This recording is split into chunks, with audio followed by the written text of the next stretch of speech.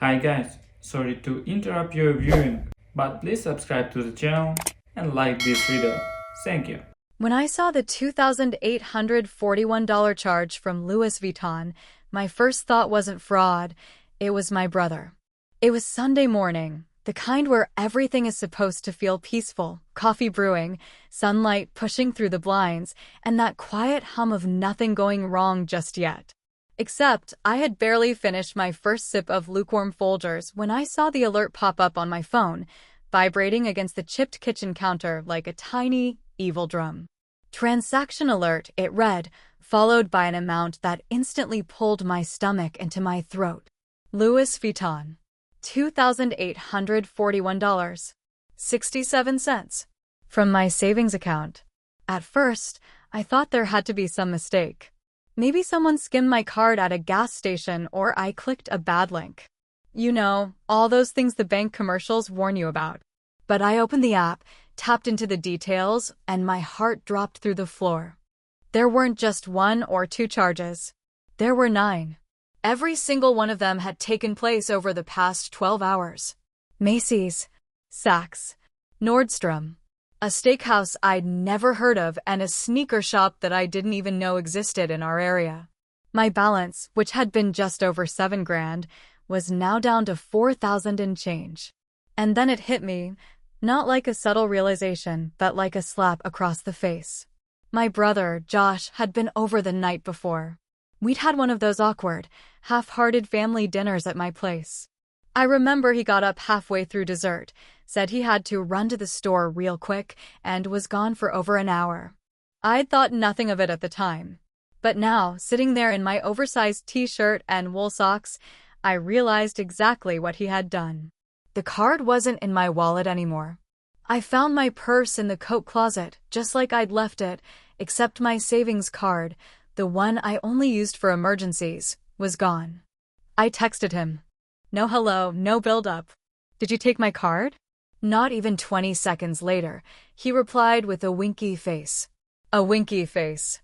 I swear to God, I saw red. I called him. He didn't answer. I called again. Straight to voicemail. So I drove to Dad's house, already simmering, hoping maybe he'd be there. He wasn't, of course. But Dad was in the garage tinkering with the lawnmower, and I told him everything. And all he said was, Josh is just going through something. Let's not make this bigger than it needs to be. I think I actually laughed. Right in his face. Not because it was funny, but because I genuinely couldn't believe he said that with a straight face. Dad, I said, he stole from me. That's not going through something. That's illegal. That's criminal behavior. But he just gave me that look, the one that says this conversation is over, even though I wasn't remotely done.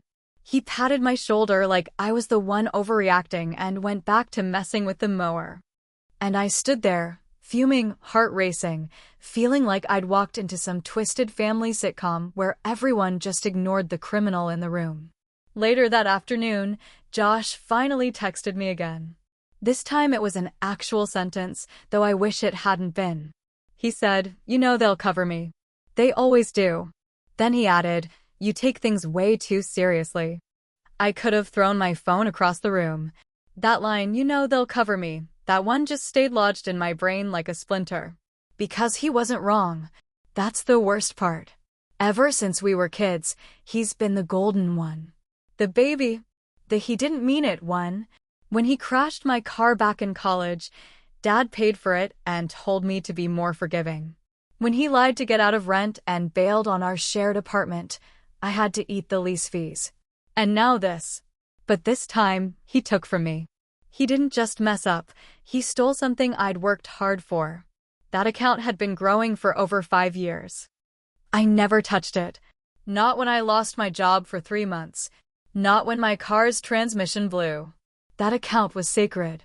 And he just waltzed in, grabbed the card, and went on a high-end shopping spree like I was his personal ATM.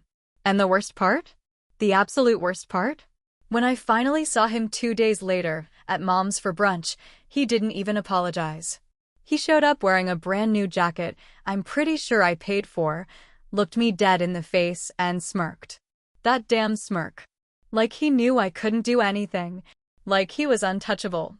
I left early, muttering some excuse about needing to work, but really I just couldn't sit across from him another second without flipping the table. That night, I couldn't sleep. I just kept replaying it in my mind. The smirk.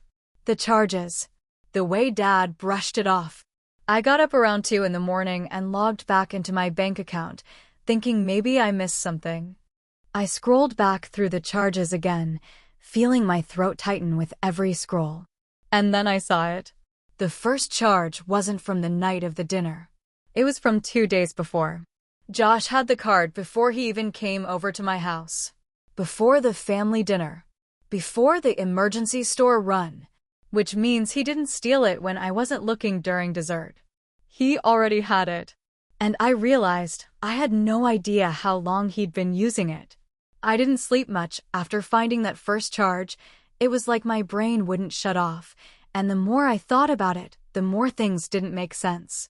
There's something about betrayal from someone who shares your blood that doesn't hit all at once.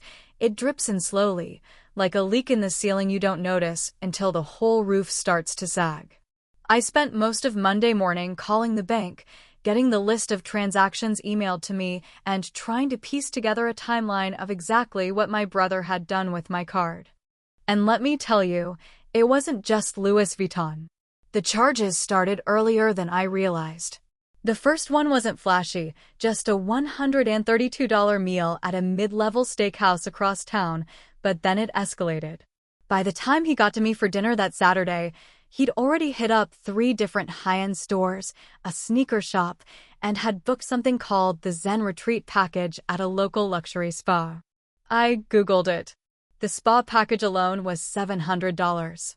And when I called to ask, pretending I was checking on a charge, the girl on the phone chirped, "Oh yes, that was for a couple's package." So sweet, he even added champagne. Champagne. With my money. When I finally got him on the phone, I expected some pathetic denial or maybe even the classic, I panicked excuse. But no. What I got was so smug, so completely unrepentant. I honestly had to check that I wasn't on speaker and someone else wasn't feeding him lines. He said, and I quote, "I needed some fresh clothes for my date, and I figured you wouldn't mind. You're always stacked, right?" Stacked. That was the word he used to describe the money I had worked 3 jobs to save over 5 years. The same money I skipped vacations, Starbucks, and even a damn dentist appointment to protect. When I asked him how in the world he thought that was okay, he said, "You're my sister. If the roles were reversed, I'd do it for you." I paused so long, he thought the call dropped. Then I asked, "When have you ever done anything for anyone but yourself?" And he got all defensive, telling me I was overreacting, that it was just a couple grand, and that I needed to relax. I told Dad again, this time with the full breakdown of what Josh had actually done. I had printed it all out, every charge, time-stamped and categorized, along with the subtotal and total at the bottom like it was a damn restaurant receipt. I wanted him to see it in black and white. And you know what he said? He said, "Josh's family. He'd do the same for you." Which, again, made me laugh. Not because it was funny, but because I could feel something inside me snapping quietly, but definitely snapping. I told Dad flat out, Josh wouldn't give me a bandage if I walked in bleeding. I told him that if I were on fire, Josh would probably film it and sell it as content. But Dad just gave me this tired look like I was making things difficult. Like I was the problem. So I tried talking to Mom, and that was even worse. She just sighed and said, "You know your brother. It's easier not to fight." Like fighting was the real sin here, not stealing, not lying, not spending thousands of dollars that weren't his. Just fighting. That's what she wanted to avoid. A scene. By the end of the day, I felt like I was going crazy. No one in my family was reacting like this was theft.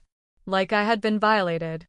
It was all just brushed aside like Josh had borrowed my hoodie and forgotten to return it. So I decided, if no one else was going to treat this seriously, I would. I wasn't going to scream or throw a fit. I was going to document. I started calling every store where the charges had been made, asking for receipts, times, video footage, whatever they could legally give me. Most of them couldn't do much without a police report, but a few were surprisingly helpful. One boutique sent me a receipt with a picture of the shopping bag he left with. Another emailed me a copy of the signed receipt, which was clearly in his handwriting, but here's the kicker. It had my name printed on the customer line. Not his. Mine. That's when something clicked. This wasn't just about stealing a card. This wasn't even just about the money. This was identity fraud. He used my name. He told people he was me, or that he was authorized to use the card. Which means he either said I gave it to him or forged something to make it seem like I had. And right there, printed in sharp black ink on that receipt, was my full name. Rachel Marie Levin. Underneath it, his signature. Sloppy, like a teenage boy signing a detention slip. I stared at that receipt for a long time. Not because I was shocked anymore, but because I finally understood he never thought he'd get caught. And even if he did, he was counting on me not doing anything. He was counting on me staying quiet. Well, that was his first real mistake. I didn't even know where to start after that receipt. I sat at my dining table in silence, staring at that piece of paper with my name at the bottom like it had personally betrayed me. I wasn't shocked anymore. That phase was over. Now it was something else entirely, something sharper and more focused, like rage that had been distilled into resolve. And as I sat there collecting all the paperwork, screenshots, emails, and digital breadcrumbs he'd left behind, I couldn't stop thinking about the way Josh looked at me last time we were in the same room. That lazy, smug smirk like he had just borrowed a pen and not nearly $3,000. I called Dad the next morning, mostly because I wanted to give him one more chance to take this seriously before I took things to the next level. I wasn't even sure what that next level looked like yet. Maybe police, maybe public exposure, maybe something worse. But I knew that if Dad said one more dismissive thing, I was done playing peacekeeper. When he picked up, he sounded tired, which only made me more irritated. Like I was the one causing problems by not just laying down and taking it. I explained, again, in great detail, with receipts this time, what Josh had done. I read him the charges one by one: the boutique, the spa, the steakhouse, the 2 sneaker stores, the Uber rides, the designer store he hit right before showing up to dinner, and finally the online order to a website that sold influencer kits. Whatever the hell that meant. I told him I had proof Josh forged my name, and even that the card had been used before the family dinner. You know what Dad said? He sighed and told me to be the bigger person. That maybe Josh just wasn't thinking clearly, and wouldn't it be better if we all just got together and hashed this out like adults, face to face? He said, "Let's not turn this into a courtroom drama, Rachel. He's your brother. He made a mistake. Let it go. Let it go." I didn't even respond for a few seconds because I genuinely thought maybe I had imagined what he just said. Let it go, like we were talking about forgetting to pick up milk. Like $3,000, fraud, and a forged signature could be swept under the rug if I just smiled through it and swallowed my pride. I don't know how I got the strength to stay calm, but I did. I didn't yell. I didn't argue. I just said, "Sure, Dad. I'll be the bigger person." And then I got to work. Because apparently, the only way to be heard in my family was to speak in numbers, bolded, documented, and publicly.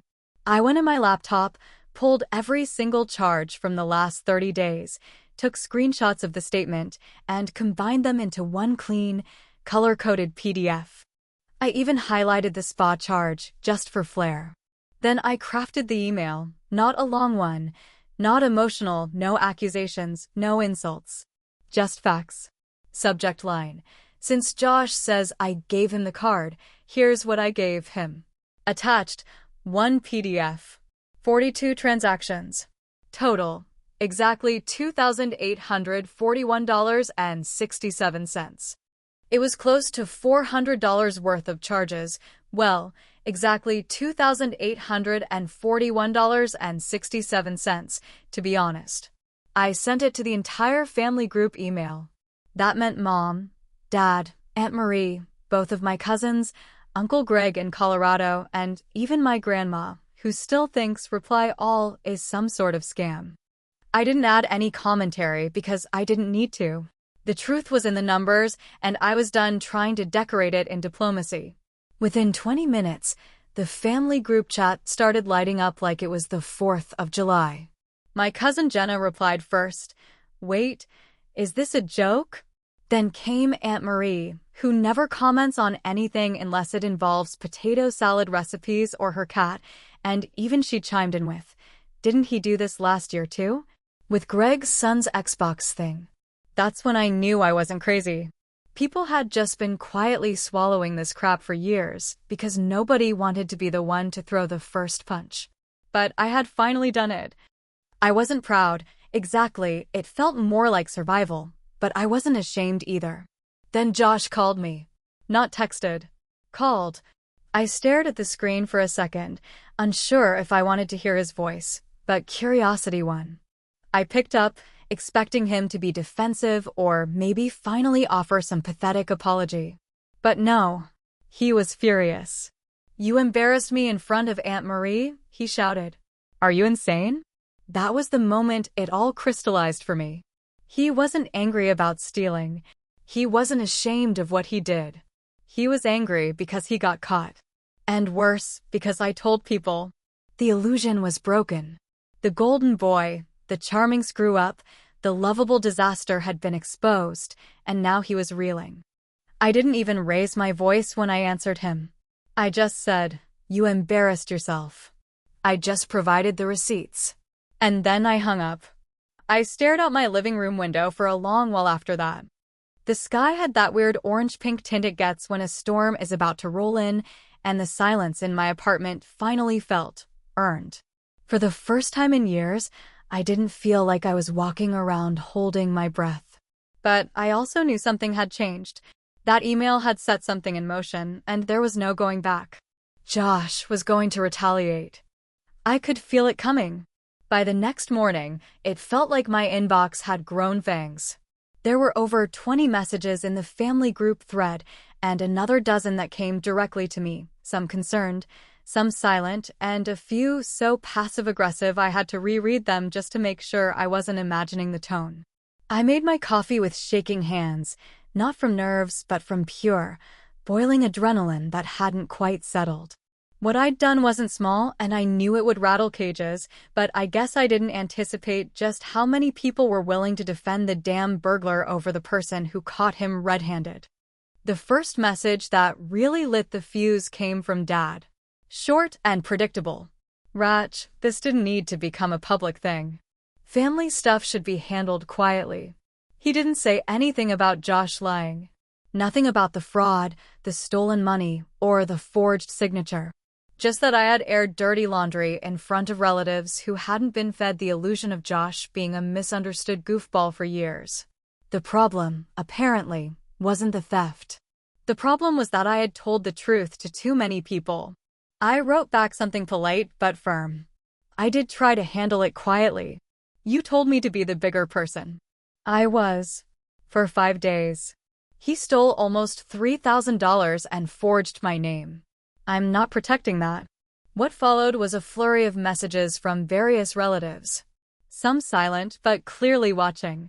Some coming to Josh's defense in that vague, cowardly way where they never said I was wrong, but kept using words like drama and making a scene. My Uncle Greg replied, "Look, kids fight. It's not worth dividing the whole family over a misunderstanding." Misunderstanding. That was the word people kept tossing around like it was a damn Uno card they could play to skip accountability. And then, just as I was about to log off and throw my laptop into the nearest lake, my cousin Natalie chimed in, the one who works at a regional bank and has zero patience for bullshit. Misunderstanding? Guys, read the timestamps. Those charges happened before Rachel saw him. That's premeditated. That's fraud. If she'd done that to him, we'd be talking about pressing charges. Dead silence followed her message. That was the turning point. Not because people started taking my side, no, they mostly just got quiet, but because Josh suddenly started trying to spin the story in real time. He replied with a message so thick with manipulation I could practically hear him smirking through it. Okay, wow. I didn't realize Ratch was gonna freak out like this. She said I could use the card for something nice. I didn't think it would turn into a witch hunt. That was the new narrative. That I had offered him the card.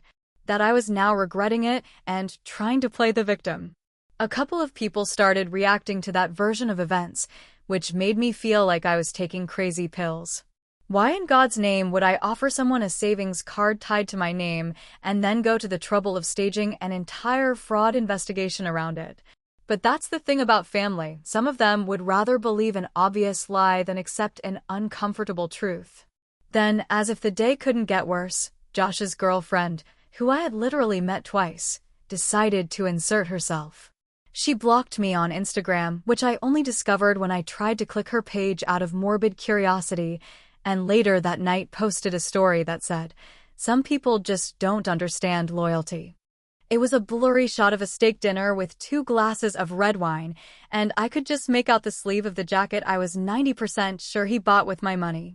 The sheer audacity of it all was enough to make me laugh, one of those bitter, hollow laughs that sounds like it belongs to someone else. But in the middle of all this chaos, something unexpected happened. Aunt Marie called me. Not texted. Not emailed. She called me, and I almost didn't answer because I assumed it would be more pressure to just let it go. But her voice was calm, a little sad, and surprisingly honest. She said, "Honey, I don't know why you're surprised. Josh took my debit card once too. Years ago. He was living in my guest room for a month and took it out of my wallet. I never said anything because your father made it clear we needed to protect him." I couldn't speak for a second. She continued, "Alan's been sweeping Josh's messes under the rug for so long that he doesn't even see the dirt anymore. You were just the first one to turn on the light. It was the first time anyone had validated what I was feeling. And not just validated it, but confirmed that this had happened before. That I wasn't crazy. That Josh had been doing this to people for years and getting away with it because of this weird code of silence everyone in our family seemed to follow like gospel. Aunt Marie even said she had considered reporting him at the time, but that Dad promised to handle it privately and deal with Josh. Clearly, nothing had changed. I hung up the phone shaking, not with anger this time, but with a sense of grim clarity. If my father knew Josh had done this to others and still tried to guilt me into staying silent, then protecting him had never been about family, it had always been about ego. But the real punch to the gut came later that evening when I was doing a routine check on my credit just to feel like I still had control over something. I logged into one of the monitoring apps I pay for and saw a notification I hadn't expected. A new line of credit had been opened in my name, under my address, 2 weeks earlier. I stared at it for a long time before the numbers and letters even made sense. It was a retail credit card, not a big one, but it had my full legal name, my address, and my birth date. Except, I never opened it. And I knew exactly who did. The thing about revenge is that most people picture it loud, plates crashing, screaming matches, dramatic exits with car doors slamming and tires screeching, but that's not how it feels when you've had enough. When the betrayal digs deep enough, when the lies layer thick and familiar, and when the people who should have had your back end up stabbing it instead, you don't raise your voice. You just get organized. You get cold. You get surgical. I didn't throw anything. I didn't scream. I didn't even cry this time. I just sat down with a legal pad and started writing names, dates, charges, and actions, because if no one else was going to take this seriously, then I would handle it like a professional. No emotions. Just facts. That night, after finding the new credit account fraudulently opened in my name, I spent 2 hours reading through the Fair Credit Reporting Act. I filed an identity theft report through the FTC's website and attached copies of the receipts from Josh's spending spree, plus the bank statements showing when and where the transactions took place. I contacted all 3 credit bureaus and had a fraud alert added to my profile. I froze my credit, changed every password tied to my financial life, and ordered a physical report to review in case there were more accounts I hadn't discovered yet. It was tedious, it was exhausting, and it was the most peace I'd felt in weeks. The next morning, I called the fraud department at my bank. I explained everything, starting with the stolen debit card and ending with the forged retail card application. The woman on the line was efficient and empathetic in the way only someone who has seen this happen far too often can be. She walked me through the paperwork, flagged the suspicious transactions, and gave me a timeline for resolution.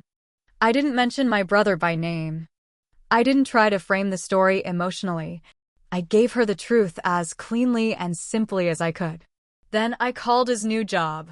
He'd just started there, some luxury dealership with glass windows taller than my apartment ceiling, where they offered espresso to walk-ins and had cars parked on pedestals like art exhibits. He had bragged about the job nonstop in the group chat 3 weeks earlier, gushing about commissions and networking. So I sent a single email to the dealership's HR department. The subject line read, "Urgent. Identity fraud concerns, employee involved."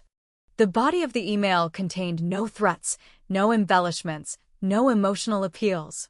I simply wrote, "Attached is documentation showing that Joshua Levin opened a fraudulent credit account under my name and address. This may be relevant to your records." I attached the FTC identity theft affidavit, the bank statement with highlighted charges, and the PDF showing the application date of the card he had no legal access to. That was it. No signature flourish, no request for an explanation. Just receipts. 2 days later, I got a text from Mom. "Josh lost his job. What did you do?" I didn't respond. Not because I didn't have anything to say, but because anything I said would have been wasted. They wouldn't get it. To them, this was still about family. But to me, this was about accountability. And finally, for once, he couldn't talk his way out of it. Later that day, Josh called. I didn't answer. I didn't block him either. Something about letting him know I saw him trying to reach me felt right. I wanted him to sit in the space of being ignored for once. Because that's what he'd done for years, ignored consequences, ignored boundaries, ignored reality. That weekend, we had another family gathering, this one at Aunt Marie's, and I went mostly because I wanted to show my face, to remind them I wasn't hiding. Josh showed up too, wearing a hoodie instead of his usual smug designer nonsense. He didn't speak to me, and I didn't look directly at him. But at one point, while he passed behind me to grab a drink, I caught a glimpse of him out of the corner of my eye. He looked smaller somehow, shoulders slouched, movements cautious, like a dog that knows it finally got caught chewing the wrong thing. Dad didn't say a word to me the entire time. He helped carry chairs in from the garage, laughed at Uncle Greg's terrible jokes, and pretended everything was normal. But I could feel it. That weight between us. The knowledge that I'd broken some unspoken code. That I had crossed a line by holding his son accountable in a way he never had the courage to. Mom hovered awkwardly for most of the night, asking if I needed help refilling my drink or if I'd tried the spinach dip. She never said anything about the job, the email, or the fallout. But her eyes told me she knew. And she looked tired. Not angry, just tired.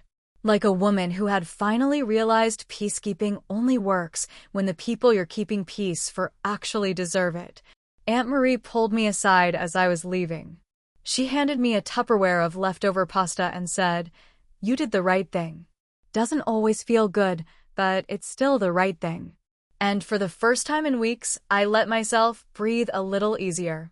3 weeks passed with no word from Josh. Until one night, as I was getting ready for bed, I heard my phone buzz on the nightstand. One new message. It was from him. "You think this is over?" "It's not." I stared at it for a long time. My finger hovered over the screen, but I didn't type anything. I didn't call back. I didn't even block him. I just set the phone down, turned off the light, and got into bed. Because when someone shows you who they are over and over again, you don't argue with them. You believe them. And you protect yourself.